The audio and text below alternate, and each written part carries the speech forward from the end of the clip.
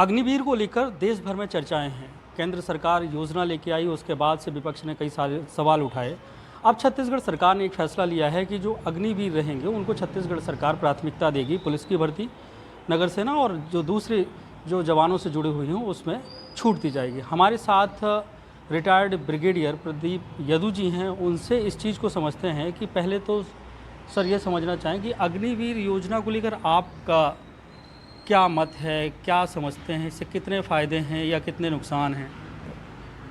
देखिए, अग्निवीर जो अभी 1.5 साल पहले जो भारत सरकार ने इसको अनाउंस किया है, एक सैनिक होने के नाते 38 साल नौकरी करने के बाद, 5 लड़ाइयों में हिस्सा लेने के बाद, जो आज इंडियन आर्मी है उसका मेन काम क्या है? उसका मेन काम है कि देश की सुरक्षा, चाहे आंतरिक मामले हो चाहे बाहरी अटैक हो, देश की सुरक्षा, देश के संविधान की सुरक्षा और देशवासियों की सुरक्षा। पहली चीज़, क्या इस सुरक्षा से आप किसी प्रकार का समझौता कर सकते हैं? नहीं। क्या इस सुरक्षा में अगर आपके कुछ हज़ार करोड़ रुपए खर्च होते हैं तो क्या आप उसको बंद कर सकते हैं? नहीं। आज जो सैनिक है वो करीबन 11 महीने 12 महीने की ट्रेनिंग करने के बाद एक रिक्रूट बन के यूनिट में आता है। उसके बाद उसको एक सैनिक बनने के लिए कम से कम 2 से 3 साल का समय लगता है।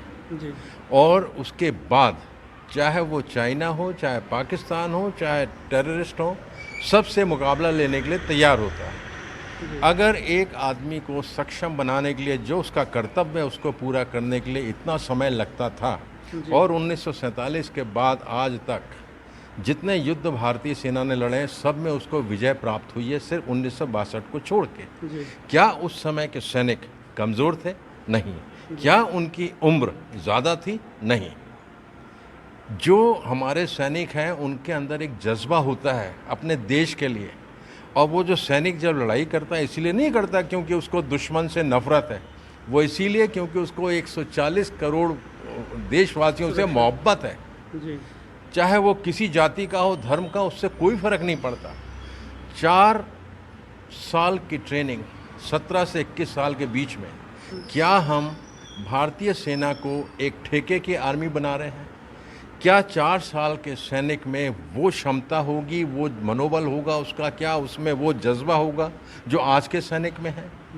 मान लीजिए आप और मैं, आप अग्निवीर आए हैं, मैं एक रेगुलर सैनिक हूँ, हम यूनिट में जाते हैं तो किसके ऊपर ज़्यादा कॉन्फिडेंस होगा? कमांडिंग ऑफिसर का, मेरे ऊपर। दूसरा, एक यूनिट में आप 2 किस्म के सैनिक भर्ती करके आप एक शिज़म पैदा कर रहे हैं, एक उनको विभाजन करने की कोशिश कर रहे हैं।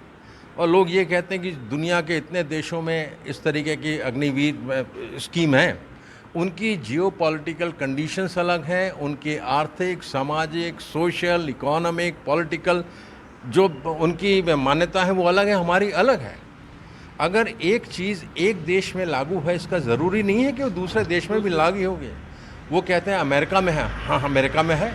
अमेरिका ने से 1863 के बाद एक भी लड़ाई अपने ज़मीन में नहीं लड़ी है, चाहे वो अफ्रीका में लड़ी हो, यूरोप में लड़ी हो, एशिया में लड़ी हो, मिडिल ईस्ट में लड़ी है। लेकिन भारत के पास चारों तरफ, चाहे पाकिस्तान हो, चीन हो, म्यांमार हो, श्रीलंका हो, हमें हर परिस्थिति से निपटने के लिए तैयार रहना पड़ेगा। इसीलिए अग्निवीर जब तक इसमें सुधार नहीं होते हैं, आज का जो अग्निवीर आ रहा है, अभी तक करीब 15 से 20 अग्निवीर शहीद हो गए हैं।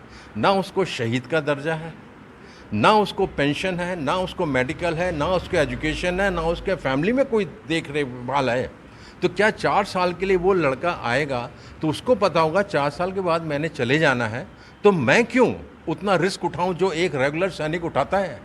और जब एक रेगुलर सैनिक लड़ता है ना, वो सिर्फ इसलिए शहीद हो जाता है, नाम नमक निशान, नाम भारत का, अपनी यूनिट का, नमक देश का और अपनी यूनिट का, और निशान तिरंगा और उसकी यूनिट का झंडा, इसके लिए वो शहादत दे सकता है।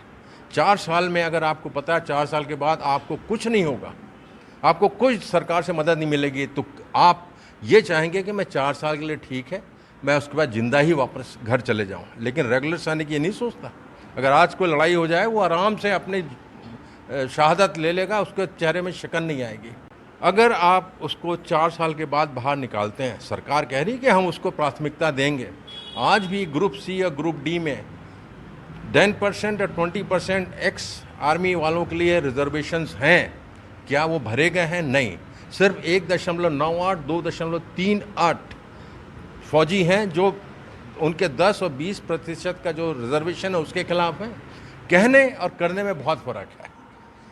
आज 4 साल के बाद जो लड़का आएगा और जिस हिसाब से परिस्थितियां हैं, टेररिस्ट अटैक हो रहे हैं, वो 4 साल के बाद क्या ऐसा नहीं हो सकता कि जो एंटी नेशनल एलिमेंट्स हैं वो उसको ज़्यादा पैसे दे के कोई हायर कर लें, कोई गलत गतिविधियों में उसको कर लें। और मैं आपको बताऊं, ये जो अग्निवीर हैं, आप जाइए, जो हमारे सैनिक हैं वो गांव के हैं, किसान के बेटे हैं, मजदूर के बेटे हैं, मेरे जैसे मध्यम परिवार के बेटे हैं। उनकी शादियां नहीं हो रही हैं।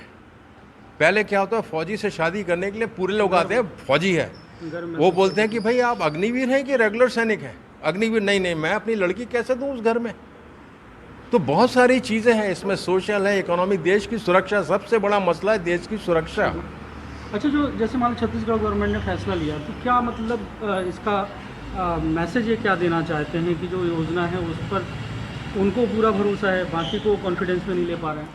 देखिए, क्या आपने किसी नेता के, चाहे किसी राजनीतिक दल का हो, या बड़े बड़े बिजनेसमैन के बच्चों को फौज में जाते हुए देखा है? फौज में कौन जाता है? आम आदमी, एक गरीब इंसान का बच्चा जाता है, उसको जज्बा होता है, मेहनत करता है, पैसे खर्च करता है ट्रेनिंग के लिए। जो छत्तीसगढ़ सरकार ने कहा है कि हम उनको प्राथमिकता देंगे, अच्छी बात है, लेकिन क्या आज तक किसी भी सरकार को, किसी भी प्रदेश की सरकार को, चाहे किसी पॉलिटिकल पार्टी की हो, क्या उनको मना किया है कि जो अभी 10 और 20% रिजर्वेशन है आप फौजियों को मत दें? क्यों नहीं दिया? दूसरा प्रश्न आपसे पूछना चाहता हूँ, क्या आप भारतीय जो पुलिस है इनको बोलेंगे आप 4 साल के लिए आइए, चले जाइए? अब मैं उनकी क्यों बात करूं? मैं कहता हूं कि आपके जो एमपी हैं, एमएलए हैं, उनको बोलिए 4 साल के लिए आइए, आप जाइए, आपको कोई पेंशन नहीं, कुछ नहीं। क्या कर सकती सरकार? सैनिक क्यों? जब आपको पता है, क्योंकि सेना में जो पैसा सरकार खर्च करती है उससे उसको कोई भी रेवेन्यू नहीं मिलता, लेकिन देश की सुरक्षा, देश की अखंडता और 140 करोड़ देशवासियों की सुरक्षा, वो सेना का काम है। और उस सुरक्षा के लिए आप अपना जो हथियार है, सेना, ब्रह्मास्त्र है, किसी भी देश का जो ब्रह्मास्त्र होता है सेना होता है, आप उसकी धार को कमज़ोर नहीं कर सकते।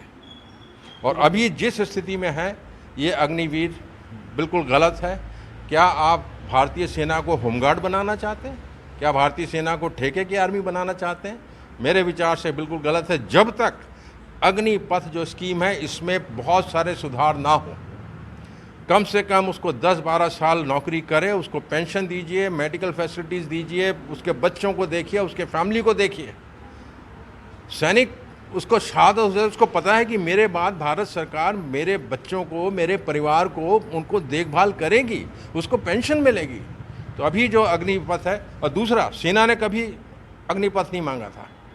जो आर्मी चीफ थे जनरल नरावने, उनकी किताब है जो शायद सरकार ने प्रिंट होने से मना कर दिया है, उसमें उन्होंने लिखा है कि सेना ने नहीं मांगा था, ये नेताओं की देन है जी। लेकिन सैनिक का जो पद है, ये मेरा व्यक्तिगत विचार है, वो देश के लिए सबसे ज़्यादा जज्बा किसी के दिमाग में होता है, वो सैनिक के दिमाग में होता है।